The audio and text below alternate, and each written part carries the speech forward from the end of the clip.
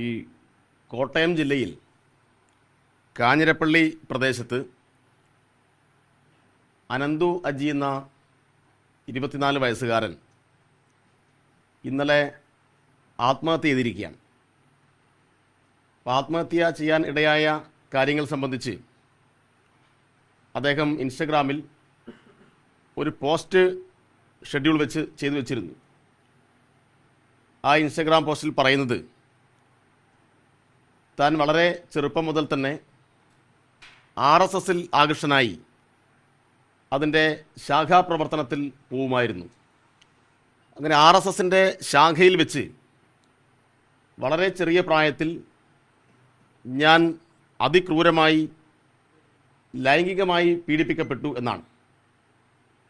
അപ്പോൾ RSSൻ്റെ ശാഖയിൽ വെച്ചിട്ടുണ്ടായിട്ടുള്ള ഈ ലൈംഗിക പീഡനത്തിൻ്റെ എല്ലാം ഭാഗമായി ഞാൻ കുറേ കാലമായി കടുത്ത മാനസിക സംഘർഷത്തിലാണ്.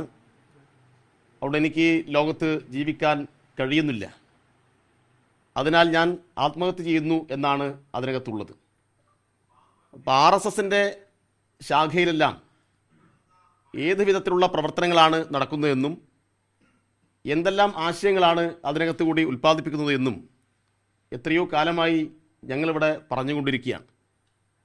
അപ്പം മതത്തെയും വിശ്വാസത്തെയും മുൻനിർത്തി ക്ഷേത്രത്തിൻ്റെ വളപ്പുകളിലും ക്ഷേത്രത്തിൻ്റെ മുറ്റത്തെല്ലാം സംഘടിപ്പിച്ചിരുന്ന RSSൻ്റെ ശാഖയിലേക്ക് തെറ്റിദ്ധാരണ കൊണ്ടെല്ലാം കുറച്ചാളുകൾ പോയിട്ടുണ്ട്.